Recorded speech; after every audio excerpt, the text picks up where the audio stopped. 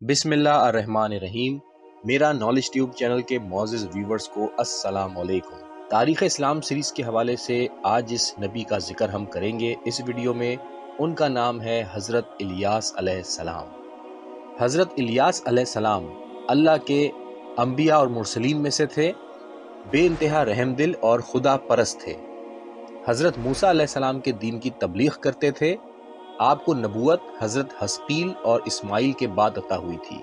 آپ حضرت ہارون کی اولاد میں سے تھے۔ آپ یاس کے فرزند تھے، وہ فخاس کے بیٹے تھے اور وہ ہارون بن عمران کے فرزند تھے۔ ایک روایت میں آپ کا نسب نامہ کچھ یوں ہے: الیاس بن یاسین بن میشا بن فخاخ بن الفرار بن ہارون۔ مورخین کا بیان ہے کہ حضرت یوشع بن نون نے جب ارض شام کو فتح کیا تھا تو لوگوں کو یہاں پر مختلف نسلوں کے حساب سے تقسیم کر دیا تھا۔ یہ لوگ شام اور مصر کی زمینوں میں پھیلے ہوئے تھے۔ تھوڑے زمانے تک یہ لوگ راہ راست پر رہے۔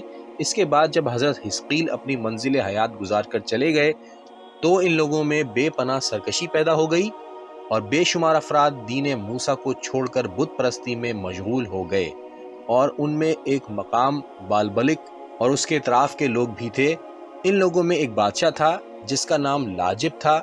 اس نے ایک بڑا بت بنا رکھا تھا جو 20 ہاتھ لمبا تھا اور اس کے 4 منہ تھے، اور ایک روایت کے مطابق اس بت کے اندر سے شیطان کی آواز آتی تھی اور اس کی حفاظت کے لیے 400 افراد تعینات تھے۔ اس بڑے بت کا نام بعال تھا۔ ایک روایت میں ہے کہ بعال بت کا نام تھا اور بک مقام کو کہتے تھے، پھر دونوں کو ملا کر بال بک مقام کا نام قرار پایا۔ ایک روایت میں ہے کہ بادشاہ کا نام احاب بن عمری تھا۔ غرض یہ کہ جب بت پرستی اور نفس پرستی حد سے بڑھ گئی اور لوگوں نے خدا کو بالکل بھلا دیا تو خداوند عالم نے حضرت الیاس علیہ السلام کو ان میں معبوس فرمایا اور حکم دیا کہ بادشاہ لاجب اور اس کی رعایا کو راہ راست پر لائیں۔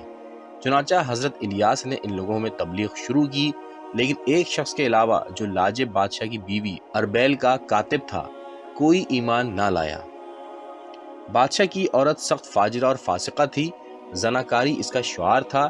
اس نے بنی اسرائیل کے 7 بادشاہوں سے رابطہ پیدا کیا اور سب کو مکر و فریب سے قتل کیا۔ یہ عورت اس بادشاہ لاجب پر چھائی ہوئی تھی۔ اس کا یہ طریقہ تھا کہ جب اس کا شوہر کہیں باہر چلا جاتا تھا تو یہ امور سلطنت کی خود نگرانی کرتی تھی اور احکام نافذ کرتی تھی۔ یہ عورت انتہائی درجے کی ظالم بھی تھی، بہت سے انبیاء کو قتل کرا چکی تھی اور بہت سے نیک لوگوں کو بھی تہہ تیغ کرا چکی تھی۔ اس کے پڑوس میں ایک مرد صالح رہتا تھا جو کہ وحدانیت کا پرستار تھا، جس کا نام مزدکی تھا۔ اس کے پاس ایک باغ تھا جو قصر بادشاہ کے قریب ہی واقع تھا۔ یہی باغ اس کے گزارے کا سبب تھا اور اس باغ کا شہرہ دور دور تک پھیلا تھا، اور اس میں اکثر بادشاہ اور اس کی بیوی بھی آ کر تفریح کیا کرتے تھے۔ اکثر اس میں دوپہر کو وہ آرام بھی کرتے تھے۔ بادشاہ اس مرد مومن سے بہت خوش تھا، لیکن اس کی عورت اس سے بے پناہ حسد کرتی تھی۔ اس نے کئی بار یہ چاہا کہ اس مرد صالح کو قتل کرا دیا جائے اور اس کے باغ پر قبضہ کر لیا جائے۔ عورت بادشاہ کی وجہ سے مجبور تھی اور اسے اس مومن کو قتل کرنے کا موقع نہ مل رہا تھا۔ ایک دن بادشاہ کسی طویل سفر پر چلا گیا تو اس زن فاجرہ کو دل کی آگ بجھانے کا موقع مل گیا۔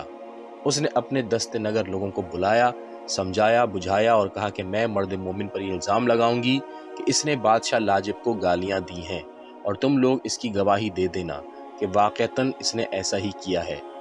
الغرض صبح کے وقت جب دربار لگ چکا تو ایک شخص مرد مومن کے پاس بھیجا گیا، اور جب اسے بلا کر وہ لایا تو زن فاجرہ نے کہا کہ میں نے سنا ہے کہ تم بادشاہ وقت لاجب کو گالیاں دیتے ہو۔ اس نے کہا کہ یہ بالکل غلط ہے، بادشاہ نے میرا بگاڑا کیا ہے کہ میں اسے گالیاں دوں گا؟ اس نے کہا نہیں، مجھے یقین ہے کہ تم نے ضرور بادشاہ کو گالیاں دی ہیں۔ اس نے پھر معذرت کی اور کہا کہ ایسا ہرگز نہیں ہے۔ یہ سن کر زن فاجرہ نے مجمع کی طرف سے رخ کیا اور ان لوگوں سے گواہی مانگی۔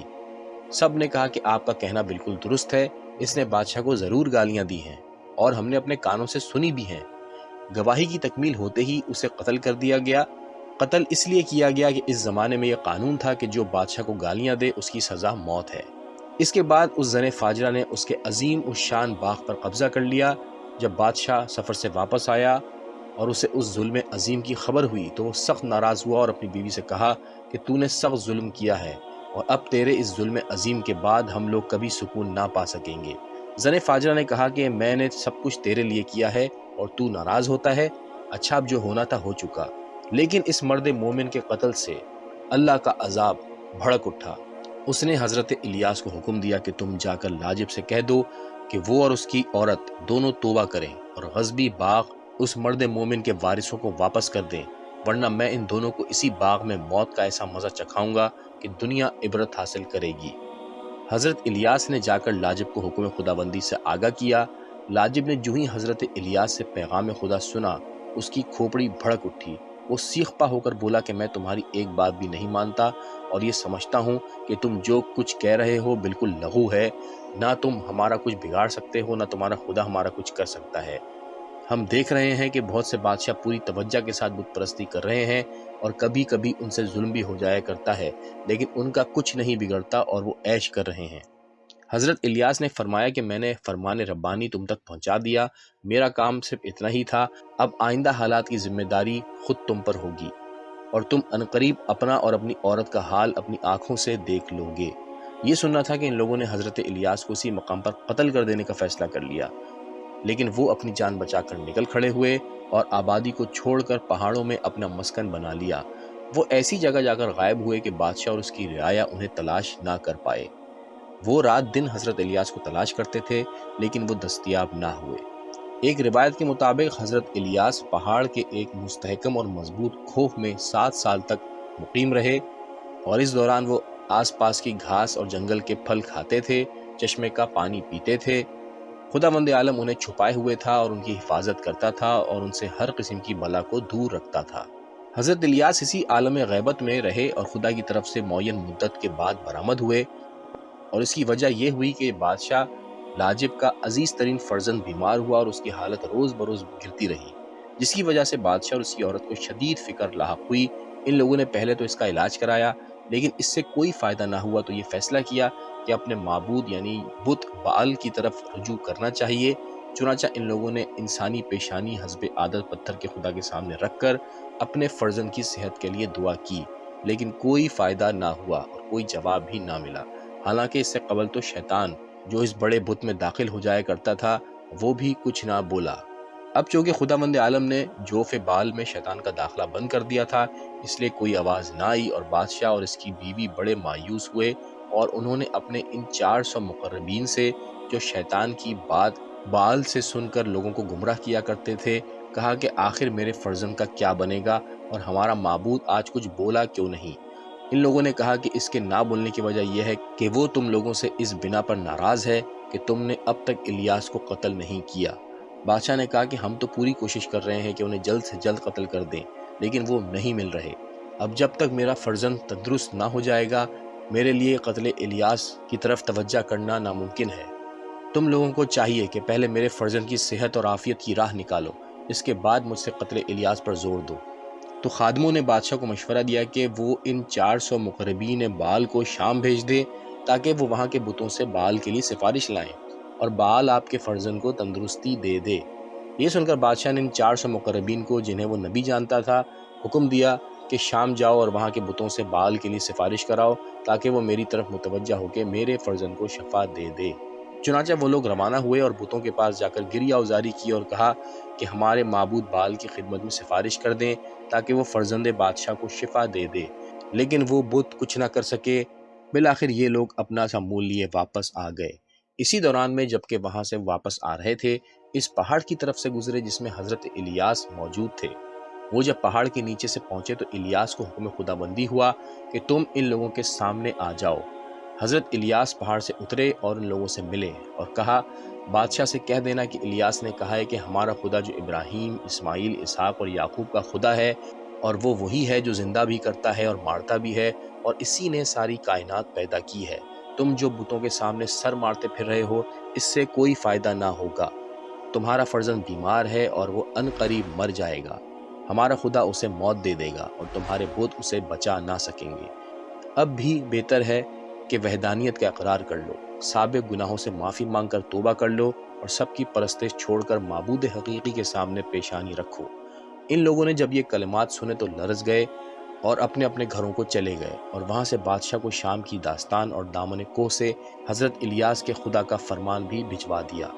یہ سن کر بادشاہ کا غصہ حضرت الیاس کے خلاف مزید تیز ہو گیا، کیونکہ اسے یہ یقین ہو گیا کہ جتنے خدا ہیں سب ہم سے اس بنا پر ناراض ہیں کہ ہم اب تک الیاس کو قتل نہ کر سکے، اور اسے یہ بھی محسوس ہوا کہ حضرت الیاس پہاڑ میں بیٹھ کر دھمکیاں دے رہے ہیں۔ چنانچہ اس نے 50 سپاہیوں کو حکم دیا کہ پہاڑ میں جاؤ اور جس صورت سے ممکن ہو سکے حضرت الیاس کو گرفتار کر کے قتل کر دو۔ یہ حکم کے بندے ایک نبی خدا کو قتل کرنے کے ارادے سے نکل پڑے۔ وہ لوگ جیسے ہی ان کے قریب پہنچے، خداوند عالم نے دعائے الیاس کی بنا پر ایک شعلہ نار بھیج دیا اور وہ سب کے سب بھسم ہو گئے۔ جب بادشاہ کو یہ معلوم ہوا تو اس نے پھر ایک لشکر بھیج دیا، لیکن وہ بھی تباہ و برباد ہو گیا۔ جب بادشاہ لاجب اور اس کی عورت یعنی فاجرہ بیوی دونوں قتل الیاس میں کامیابی حاصل نہ کر سکے تو انہوں نے یہ صورت اختیار کی کہ ایک بڑا لشکر تیار کیا اور اس کی قیادت اس وزیر کے سپرد کی جو اس کی عورت کا کاتب اور مملکت کا وزیر اور مسلمان تھا۔ ان لوگوں نے یہ سوچا کہ جب مسلمان وزیر پہاڑ پر پہنچے گا تو الیاس اس سے ضرور ملنے کے لیے برآمد ہوں گے اور عین اسی موقع پر ہم انہیں گرفتار یا قتل کر دیں گے۔ بادشاہ نے وزیر سے بھی اپنے دل کا راز نہیں بتایا اور اس سے بھی یہی کہا کہ میں اب ایمان لانے کو تیار ہوں، تم جا کر حضرت الیاس کو لے آؤ تاکہ وہ مجھے ہدایت کریں اور میں ان کی ہدایت پر عمل کروں۔ اور لشکر والوں سے علیحدہ یہ کہہ دیا کہ جب الیاس اس مسلمان وزیر کی آواز پر برآمد ہوں تو انہیں فوراً گرفتار کر لینا اور اس موقع پر اپنے قائد یعنی وزیر کی پرواہ نہ کرنا۔ مختصر یہ کہ سارا لشکر مسلمان وزیر کی زیر قیادت اس پہاڑ پر پہنچا جس میں حضرت الیاس موجود تھے۔ وہاں پہنچ کر مسلمان وزیر نے آواز دی اور حضرت الیاس نے ان کی آواز پہچان لی۔ وہی ہوئی کہ اے الیاس، یہ سب مکر و فریب سے آئے ہیں، تم کو گرفتار کر کے قتل کرنا چاہتے ہیں، لیکن ان میں جو تمہارا مومن ہے وہ مخلص ہے۔ تم باہر جاؤ اور اس سے معانقہ کرو، مصافحہ کرو اور ان کے ساتھ پورے اخلاق کا مظاہرہ کرو۔ چنانچہ حضرت الیاس اس کی آواز پر برآمد ہو کر اس سے ملے اور آنے کا سبب دریافت کیا۔ اس نے کہا کہ مجھے تو اس لیے بھیجا گیا ہے کہ میں آپ سے یہ کہوں کہ بادشاہ اپنی رعایا سمیت مسلمان ہونا چاہتا ہے، لہٰذا آپ آ کر ہدایت فرمائیں۔ لیکن یہ لشکر جو زیر کوہ موجود ہے یہ آپ کے بارے میں اچھے عزم لے کر نہیں آیا، مگر میں یہ بھی عرض کروں کہ میری اور آپ کی ملاقات ہو گئی ہے، اب اگر میں آپ کو اپنے ہمراہ نہ لے گیا تو مجھے قتل کر دیا جائے گا۔ اسی وقت حضرت الیاس کی طرف وحی کی گئی کہ تم ان کے ساتھ چلے جاؤ تاکہ ان کے خلاف کوئی کارروائی نہ کی جا سکے، اور میں وعدہ کرتا ہوں کہ وہ تم کو اپنے فرزند کی مصیبت میں مبتلا ہونے کی وجہ سے کوئی تکلیف نہ دے سکے گا۔ چنانچہ حضرت الیاس ان لوگوں کے ساتھ بادشاہ کے پاس چلے گئے، مگر وہ اپنی پریشانیوں کی وجہ سے ان کی طرف رخ نہ کر سکا۔ پھر جب اس کے فرزند کی موت کے بعد عرصہ دراز گزر گیا تو اسے خیال آیا اور اس نے بادشاہ سے کہا کہ میں الیاس کو لایا تھا، مگر آپ ان کی طرف متوجہ نہ ہوئے اور وہ واپس چلے گئے۔ یہ سن کر اس نے بے انتہا افسوس کیا۔ مورخین کا بیان ہے کہ حضرت الیاس پہاڑی زندگی گزار رہے تھے، یہاں تک کہ دل اکتا گیا اور چاہا کہ آبادی میں جا کر کچھ عرصہ گزارے۔ چنانچہ پہاڑ سے اتر کر آبادی میں آ گئے اور اتفاقاً خانہ جناب یونس تک جا پہنچے۔ وہاں مادر یونس سے ملاقات ہوئی اور انہوں نے آپ کو مہمان رکھ لیا۔ جناب یونس علیہ السلام اس وقت آغوش مادر میں تھے۔ حضرت الیاس علیہ السلام 1 سال ان کے یہاں پوشیدہ طور پر مہمان رہے۔ 1 سال کے بعد آپ پھر پہاڑوں کی زندگی گزارنے چلے گئے۔ مادر یونس علیہ السلام کو ان کے چلے جانے کا غم تھا کہ ناگاہ حضرت یونس علیہ السلام انتقال کر گئے۔ مادر یونس علیہ السلام بچے کو اسی حالت میں چھوڑ کر حضرت الیاس علیہ السلام کی تلاش میں نکل پڑیں اور پہاڑ پر انہیں پا لیا اور ان سے کہا کہ مجھے الہام ہوا ہے کہ میں اپنے فرزند کی زندگی کی آپ سے درخواست کروں۔ حضرت الیاس علیہ السلام نے پوچھا کہ ان کو وفات کیے کتنے دن گزرے ہیں؟ کہا 7 دن ہو چکے ہیں۔ حضرت الیاس علیہ السلام ان کے ساتھ چل پڑے اور وہاں پہنچ کر حضرت یونس کی میت کے سامنے دعا کی اور وہ زندہ ہو گئے۔ حضرت الیاس پھر صحرا صحرا پہاڑ پر پہنچ گئے اور تاحال لوگوں کی نظروں سے غائب رہے۔ اسی دوران بارگاہ خداوندی میں دعا کی کہ خدایا، قوم کی بے وفائی اور سرکشی سے عاجز آ چکا ہوں، اب تیری بارگاہ میں پہنچنا چاہتا ہوں۔ وہی ہوئی کہ الیاس، تم میری حجت ہو زمین پر، میں زمین کو تمہاری برکت سے خالی نہیں کر سکتا کیونکہ لوگوں کی اصلاح حال کا تعلق تمہارے وجود سے ہے۔ پھر خداوند عالم نے فرمایا کہ اے الیاس، جو کچھ مانگنا چاہو مانگ لو۔ حضرت الیاس نے عرض کی، مالک، اب اس کے سوا اور کوئی صورت نہیں ہے کہ ان لوگوں پر 7 سالہ قحط مسلط کیا جائے تاکہ یہ ایمان لائیں۔ ارشاد باری ہوا کہ 7 سال کی مدت بہت ہوتی ہے، بہتر یہ ہے کہ 3 سال کا قحط ان پر مسلط کر دیا جائے۔ الغرض شدید قحط پڑ گیا۔ حضرت الیاس دوران قحط میں ایک عورت کے مکان کی طرف سے گزرے تو اس نے روغن زیتون اور آٹے کو ملا کر روٹی تیار کی اور ان کو کھلایا، جس کا نتیجہ یہ ہوا کہ آٹے اور زیتون کا برتن ہمیشہ کے لیے پر ہو گیا۔ حضرت الیاس علیہ السلام اسی دوران قحط میں الیاسہ کے مکان پر وارد ہوئے۔ ان کی ماں نے انہیں پوشیدہ رکھا اور ان کی خدمت کی۔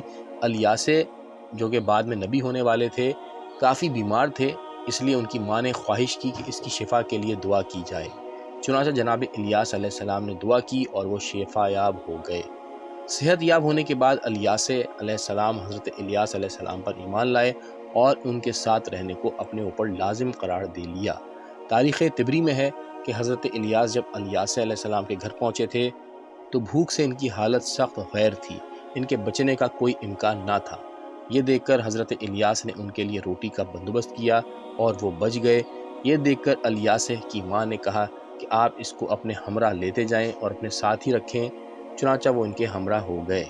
تاریخ میں ہے کہ جب قحط کو 3 سال گزر گئے اور بے شمار انسان اور جانور وغیرہ تباہ ہو چکے تو حضرت الیاس علیہ السلام الیاسہ کو ہمراہ لے کر لاجب بادشاہ کے پاس گئے اور اسے کہا کہ اب بھی ایمان لے آؤ تاکہ قحط ختم کرایا جائے، مگر وہ راہ راست پر نہ آیا۔ لیکن پھر بھی حضرت الیاس نے قوم پر رحم کھاتے ہوئے خدا سے دعا کی اور قحط کی بلا دور ہو گئی۔ تاریخ طبری میں یہ بھی ہے کہ حضرت الیاس علیہ السلام نے الیاسہ علیہ السلام کو اپنی قوم پر اپنا خلیفہ مقرر کر دیا اور اپنا جانشین بنانے کے بعد اپنی ابا ان کے کندھے پر ڈال دی۔ علماء محدثین اور مورخین کا اتفاق ہے کہ خداوند عالم نے اپنی مصلحت کی بنا پر حضرت ادریس، حضرت عیسیٰ، حضرت خضر، حضرت الیاس کو ابدی زندگی عطا کی ہے۔ حضرت ادریس اور حضرت عیسیٰ آسمان پر ہیں اور حضرت خضر اور حضرت الیاس زمین پر ہیں۔ حضرت خضر کے سپرد سمندروں اور دریاؤں اور جزیروں میں رہبری کرنا ہے اور حضرت الیاس کے حوالے بیابانوں اور صحراؤں میں ہدایت کرنا ہے۔ اکثر مورخین نے حضرت الیاس کے رفع آسمانی کو تحریر کیا ہے اور پورا زور دے کر لکھا ہے کہ وہ آسمان پر اٹھا لیے گئے ہیں۔ اس حوالے سے روایت یہ ہے کہ حضرت الیاس جب اپنی قوم کی ہدایت سے بالکل مایوس ہو گئے تو انہوں نے خدا سے دعا کی کہ مجھے ان لوگوں سے دور فرما دے، میں اب ان لوگوں میں رہنا نہیں چاہتا۔ خداوند عالم نے ان کی دعا قبول کی اور ان کے لیے ایک مدت معین کر دی، چنانچہ وہ مدت معین کے قریب ہوتے ہی لوگوں کی آنکھوں سے پوشیدہ ہو گئے۔ روایت کے مطابق حضرت الیاس علیہ السلام پہاڑ پر چلے گئے، وہاں ایک گھوڑا جو آتشی تھا اور سواری کے سامان سے آراستہ تھا ظاہر ہوا۔ حضرت الیاس اس پر سوار ہو گئے اور الیاسہ کو اپنا خلیفہ بنا دیا اور اپنا اونی جبہ انہیں پہنا دیا۔ پھر اسی وقت خدا نے ان سے شہوات نفسانی کو دور کر دیا اور لوازم جسمانی کو بھی ختم کر دیا اور انہیں لوگوں کی نظروں سے پردہ عزت میں پوشیدہ کر دیا۔ احادیث میں یہ بھی مذکور ہے کہ حضرت الیاس حضرت خضر کی مانند زمین میں ہیں اور زندہ ہیں اور اس وقت تک زندہ رہیں گے جب تک حضرت امام مہدی علیہ السلام کا ظہور نہ ہو جائے۔ حضرت امام جعفر صادق علیہ السلام فرماتے ہیں کہ ایک مرتبہ حضرت رسول کریم صلی اللہ علیہ وآلہ وسلم ایک پہاڑ کی طرف سے گزرے تو ان کے کان میں یہ آواز آئی کہ خدایا مجھے امت محمدیہ میں سے قرار دے۔ یہ سن کر محمد مصطفیٰ پہاڑ پر چڑھ گئے، دیکھا کہ ایک سفید بالوں کا انسان محو عبادت ہے جس کا قد 30 ہاتھ کا ہے۔ آپ نے پہچان لیا کہ یہ حضرت الیاس ہیں۔ انہوں نے کہا کہ میں سال میں ایک بار طعام استعمال کرتا ہوں اور آج کا دن کھانا کھانے کا ہے۔ اس کے فوراً بعد غیب سے کھانا آ گیا۔ اس طرح دونوں انبیاء نے ساتھ بیٹھ کر کھانا تناول فرمایا۔ امام سالبی لکھتے ہیں کہ لاجب اور اس کی حرکتوں کی وجہ سے حضرت الیاس کے بعد خداوند عالم نے ایک دشمن ترین بادشاہ کو ان پر تسلط دے دیا اور اس نے لاجب اور اس کی عورت اربیل کو اسی باغ میں قتل کیا جسے اربیل نے مرد مومن سے جبرن چھین کر اسے قتل کر دیا تھا۔ قتل کے بعد اس عورت کی لاش یوں ہی پڑی رہی یہاں تک کہ گوشت گل سڑ گیا اور ہڈیاں چورا چورا ہو گئیں۔ ایک اور روایت میں ہے کہ حضرت الیاس ہر سال ماہ رمضان کا روزہ بیت المقدس میں رکھتے ہیں، عید قربان مسجد قباء میں کرتے ہیں جہاں حضرت خضر بھی ہوتے ہیں اور امور خلائق پر تبادلہ خیال بھی کرتے ہیں۔